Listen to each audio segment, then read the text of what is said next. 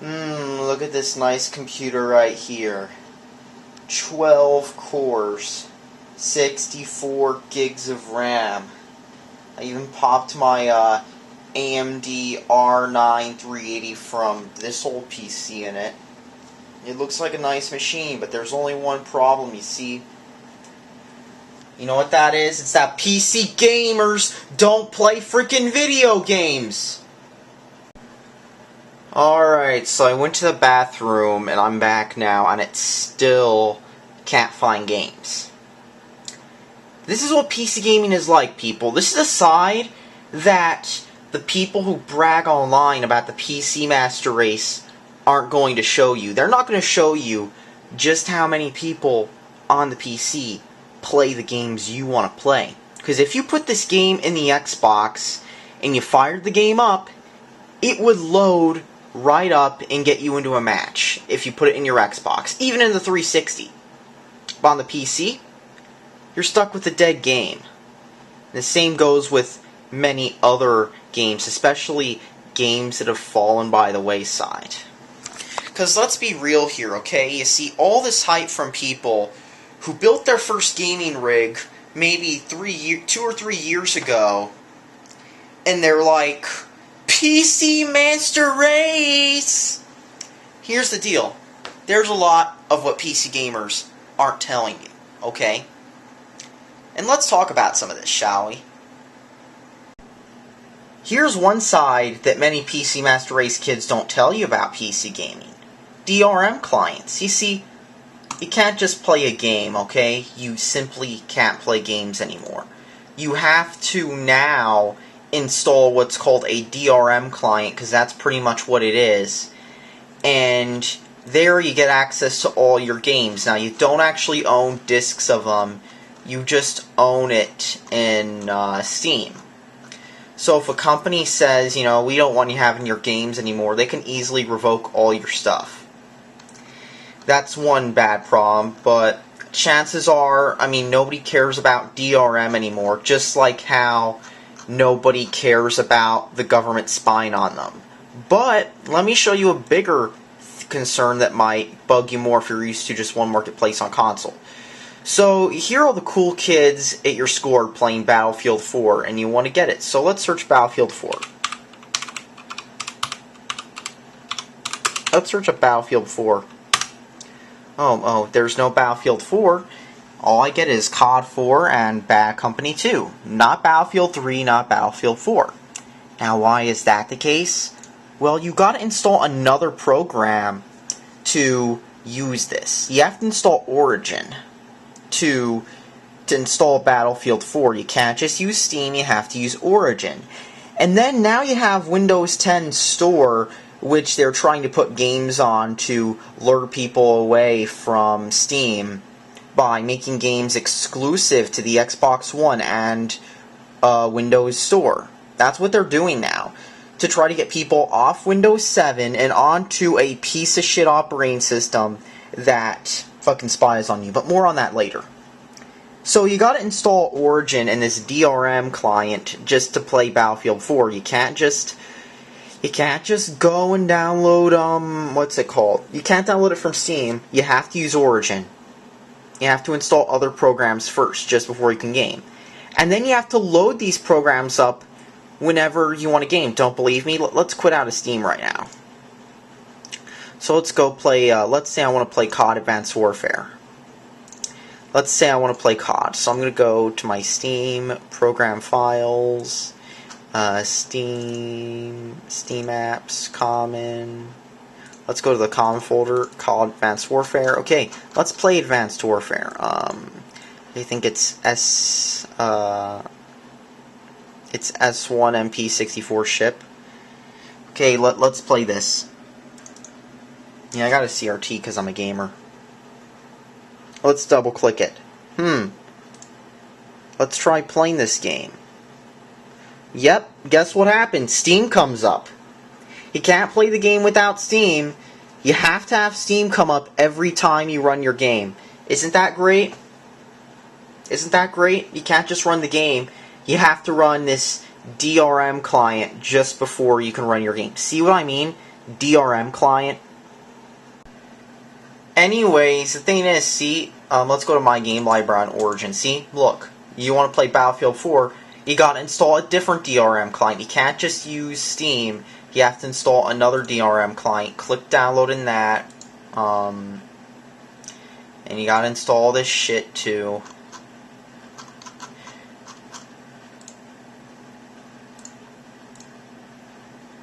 Yeah, and here's another cool thing about PC gaming. Did I mention that you can't just trade your games? You can't trade games. You can only buy games, and that's it. Maybe you can get a refund, but you can't say give a game to a friend or sell it. You have to keep the game. So if you waste your money on, say, a bad remaster of a video game and it straight up sucks, you're pretty much stuck with it, like with digital. Except at least on a console you can take the game back to GameStop or list it on Amazon for an extra $1 or $2. Isn't that great? Because it sure is. And let's talk about that mythical cheap PC build too. You know, the ones that gamers keep bringing up? Well, the first thing is, if you want a cheap PC with a lot of power, the only way you can do that is by looking at used stuff. I mean, look, see? I've got a, in this computer, I've got a Intel Xeon X5650, two of them. And let's go to performance. Look, see, look at all this. Look at all this. Let's drag it to the top. See, look at all my 24 threads and 12 cores. Isn't that great? I only paid $30 for both these processors.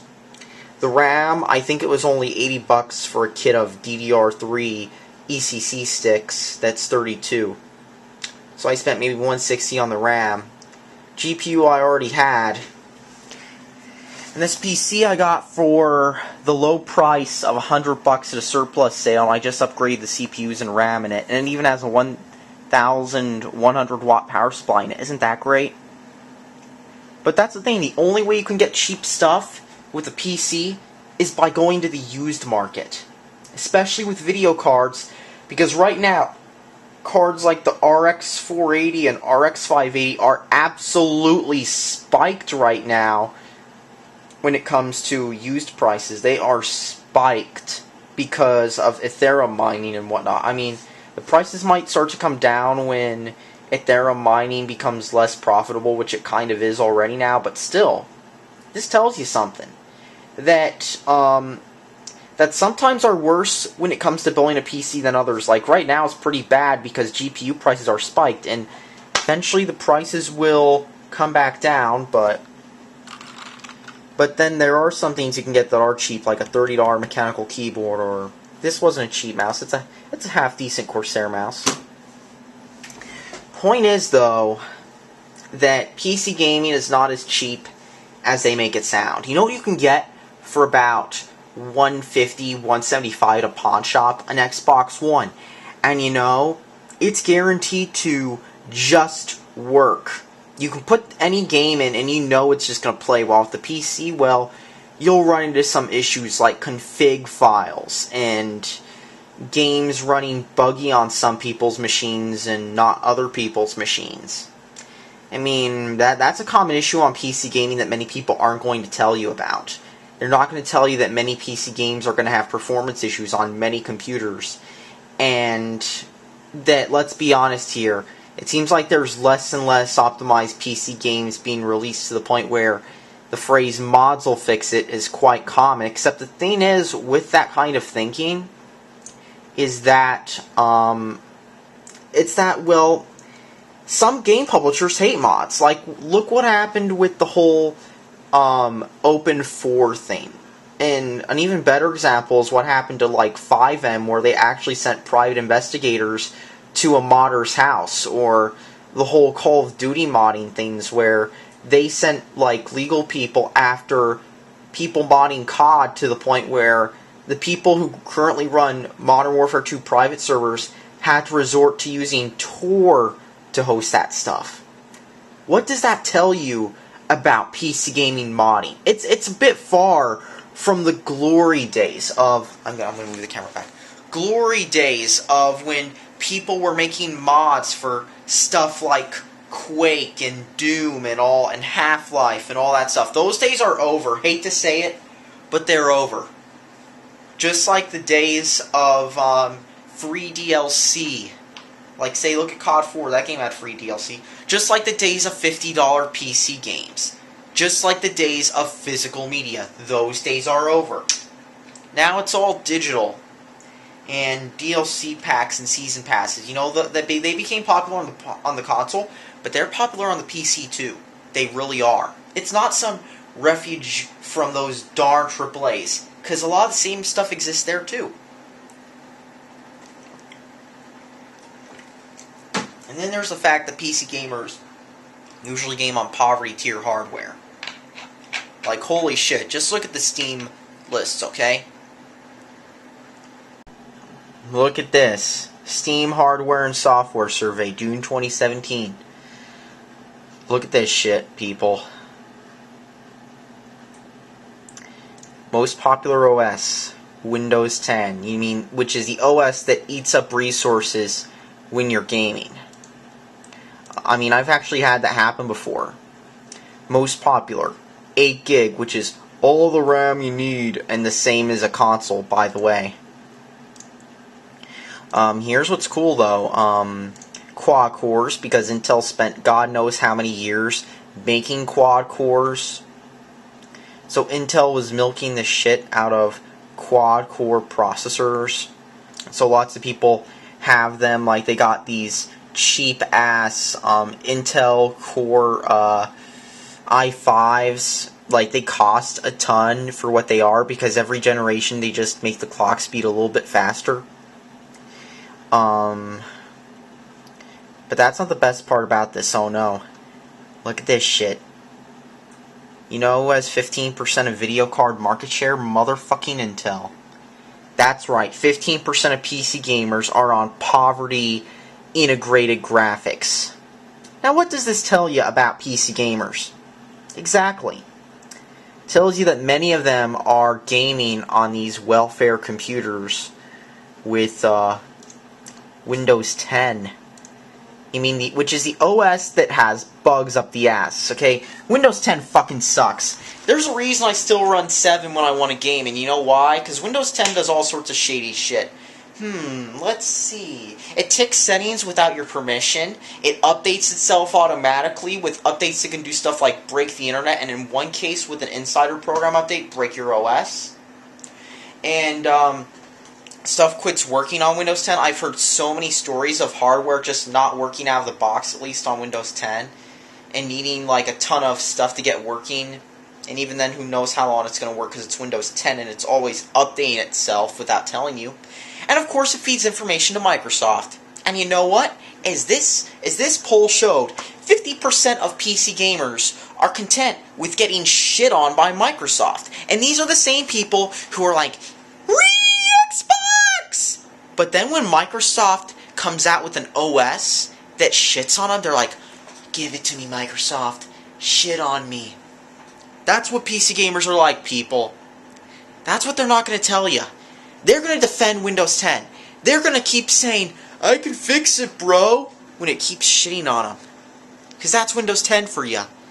There's a reason I've been using Linux on more of my computers, and that's because Windows 10 is a train wreck. It really is. And people defend this somehow. Probably the same kind of idiots who defend self-driving cars and whatnot, too. Because that's what people do. They're content on giving up their rights in the name of progress. In fact, I even saw one person who was like, I was telling him about this one self-driving car that crashed, and this guy was like, so, that's progress. Progress my ass. And that's what PC gaming is, people. The thing is, why is it that why is it that so many of them are on, they brag about how it's better than their consoles when they're on console tier hardware? Why is it that so many PC gamers, will do stuff like, they'll talk about how many games it has when they only play single-player games and a handful of multiplayer games that everybody else is playing.